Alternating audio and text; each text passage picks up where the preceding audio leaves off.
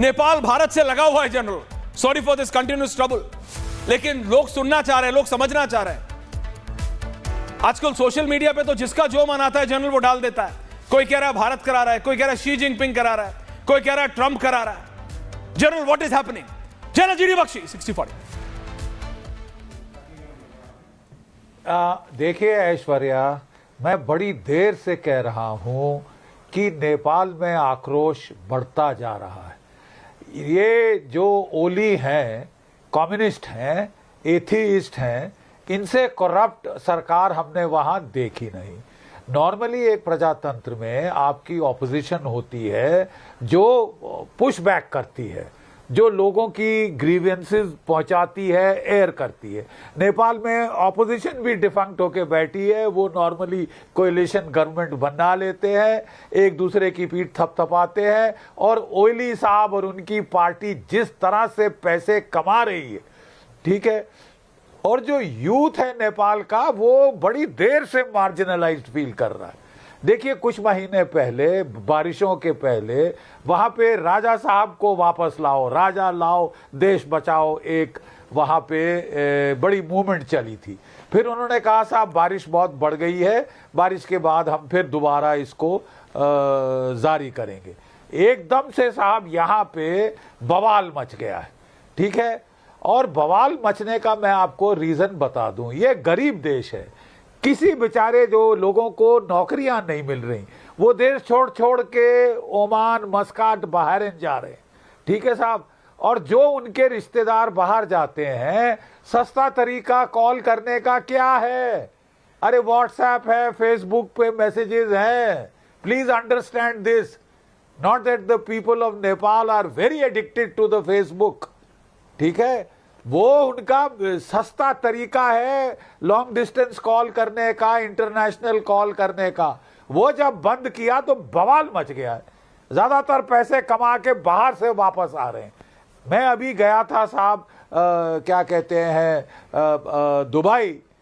कितने सारे टैक्सी वाले बेचारे नेपाल के थे, और वो मेरे को कह रहे थे साहब हमारे देश में तो गदर हो गया है। वो कह रहे थे गदर हो गया है साहब, जितनी चोरी डकैती हो रही है ये ओली साहब करा रहे हैं। इनको हटने का एक जाता है, कितने सालों में कितनी सरकारें बदली हो गई हैं, कोई स्थिरता नहीं, कोई कुछ नहीं। और क्या कहते हैं, करप्शन की तो हद हो गई, कोई काम नहीं करवा सकता अपना बगैर पैसे खिलाए इन लोगों को, ठीक है। तो कब तक लोग सहेंगे यार? लोग नाराज तो हैं। अगर फॉरेन एजेंसी इसका फायदा उठा रही है तो क्यों ना उठाए, नाराजगी है तो। लेकिन जब मैंने ये बात कही थी, मुझे कहा गया, मैंने कहा साहब देखिए हमने अपना सेल्फ गोल किया था। जब सोनिया गांधी जी थी, उन्होंने हिंदू राष्ट्र को, हिंदू सरकार जो थी वहां पे, उसको तख्ता पलटाया, ठीक है। कम्युनिस्टों ने वोट लेके नहीं आए थे, वो हथियारों के बल पे आए थे, इंसर्जेंसी करके आए थे, और उनको सपोर्ट करके हमने सेल्फ गोल किया। तो मुझे कहा गया कि बख्शी साहब आपको कुछ नहीं पता, ये पॉपुलर हैं, राजा पॉपुलर नहीं, हिंदूवाद पॉपुलर नहीं, ये पॉपुलर हैं। देख ली आपने इनकी पॉपुलैरिटी, हाँ, असलियत आ गई सामने की नहीं।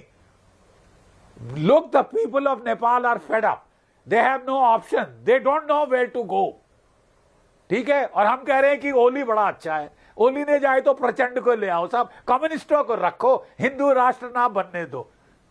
अगर वहां के लोग चाहते हैं, आप कौन होते हैं रोकने वाले?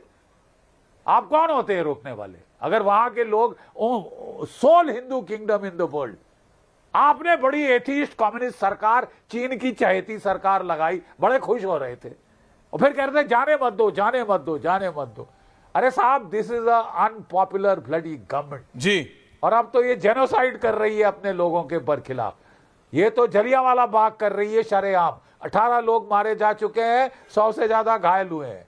Is this the way you open fire on your defenceless people, right?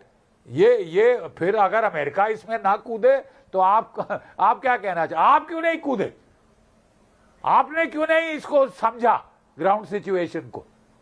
ठीक है साहब, कब से हम लोग कह रहे हैं कि साहब वहां हालात ठीक नहीं है, हालात ठीक नहीं है, नहीं अमेरिका ने ये कर दिया वो कर दिया। अरे मौका किसने दिया? ओली ने दिया। ओली ने सारा गदर गफलत फैला रखी है जी। ऑपोजिशन भी नहीं आ रही, मीडिया भी बंद है, वो लोग नेपाल के जाए तो जाए कहां, उनको तो समझ नहीं आ रहा, वो बस आक्रोश है। और फिर आपने जब सोशल मीडिया बंद किया, प्लीज अंडरस्टैंड, जो उसके रिश्तेदार दुबई में काम करके पैसे भेज रहे हैं, जिससे इकोनॉमी चल रही है, उसको अब आपको खूब ट्रंक कॉल करनी पड़ेगी, इंटरनेशनल कॉल करनी एम्बेसडर को पड़ेगी। बुलाइए। रोएगा नहीं तो क्या करेगा? रोएगा नहीं तो अभी क्या तो करेगा? आकर जनरल, आई एम किसी को कमिंग टू कोई यू। टिकटॉक जनरल पे दयाल, जाने पे क्या आपके कहते पास हैं, भी आ रहा जाने पे हूं। रोक। Ambassador coming back to you. General Bakshi आ रहा हूं। एम्बेसडर, लेकिन मेरा ये सवाल है, नेपालीज एक बहुत बहादुर कौम है, गोरखास है ना, ब्रिटिश आर्मी में स्पेशल रिक्रूटमेंट होती है, गोरखा रेजिमेंट भारत के पास भी है। नेपालीज में देख रहा था, पुष्प कुमार दहाल 2008 से 2009, 2016 से 2017, 22 से 24, केपी शर्मा ओली 15 से 16, 18 से 21 और 24 से अभी तक, शेर बहादुर देबुआ 17 से 18 और उससे पहले कई बार। इतनी अनसर्टिनिटी, और अभी फेसबुक, इंस्टाग्राम पे अगर इस प्रेशर कुकर की सीटी बच सकती है तो समझ आ रहा है कि all is not well, all is wrong in Nepal. Kathmandu में कुछ भी सही नहीं हो रहा है और इसका सीधा असर भारत पे पड़ेगा, दिल्ली पे पड़ेगा। Ambassador, right, thank you very general much, Dayal को डालिए। बहुत बहुत धन्यवाद सर कि मैं एक बार फिर आपके चैनल पर शरीक हूँ। I always love it and particularly when I am on your show. General साहब की मैं बात सुन, I've been to that country many times. I love it very much. Lots of friends. So पहली चीज तो यह है कि जो आपने सोशल मीडिया प्लेटफॉर्म्स को बंद कर दिया है, you are also hurting commerce, क्योंकि भारत में भी 6000 डिजिटल ट्रांजैक्शन प्रति सेकंड होते हैं। Fortunately we have our own UPI, unified payments interface, we have भीम एटसेट्रा, तो उसका इतना असर नहीं पड़ेगा। अगर गूगल शूगल कल चला जाता है वहां पे असर पड़ेगा, but they don't have a national alternative. दूसरी चीज सर, 3 मुद्दे जब मैं वहां जाता हूं, स्पीक टू यंग पीपल, 3, पहला उनका है करप्शन। अगर आपने सरकारी अस्पताल में जाके दवाई खरीदनी है, दवाई लेनी है, डॉक्टर को दिखाना, गवर्नमेंट हॉस्पिटल फ्री, आप घूस खिलाइए। स्कूल में बच्चे को एडमिशन करानी, गवर्नमेंट स्कूल, घूस खिलाइए। Corruption is endemic in that country. Unemployment, सरकार झूठ बोलती है 20%, unemployment, under employment is closer sir to 60%। इसीलिए देश हजारों की संख्या में दुबई जा रहे हैं, इधर उधर जा रहे हैं, मिडिल ईस्ट में जा रहे हैं, जिनको मौका लगता है यूरोप जाने का, यूरोप भाग जाते हैं, because they are looking for employment opportunity. भविष्य कोई अपना इनको नजर नहीं आता। और तीसरी चीज, महंगाई जो बढ़ती जा रही है, देयर एग्रीकल्चर खत्म हो चुका है sir, for various reasons. But now the young people, जिसको आप जेन जी कहते हैं, मैं तो जेन ए हूं ना, एंशंट, ये जेन जी जो है ये सड़क पे उतरे, दैट वी वांट, हमारा भविष्य हमको वापस चाहिए। कौन इसमें हाथ डाल रहा है? इस समय तक मेरा नहीं मानना कि कोई लोकल पॉलिटिकल पार्टी हाथ डाल रही है। नेपाल, काठमांडू के मेयर ने जरूर कहा है कि मैं समर्थन करता हूं, I met him, he has, उनको अपने पॉलिटिकल एम्बिशंस है। फिलहाल नहीं मेरा मानना है कि अमेरिका कोशिश कर रहा है कि चीन को तमाचा मारा जाए, क्योंकि चीन ज्यादा ही फुदक रहा था नेपाल के अंदर। I don't think that is happening at the moment, the time will tell. But Nepal बीमार है इस समय से।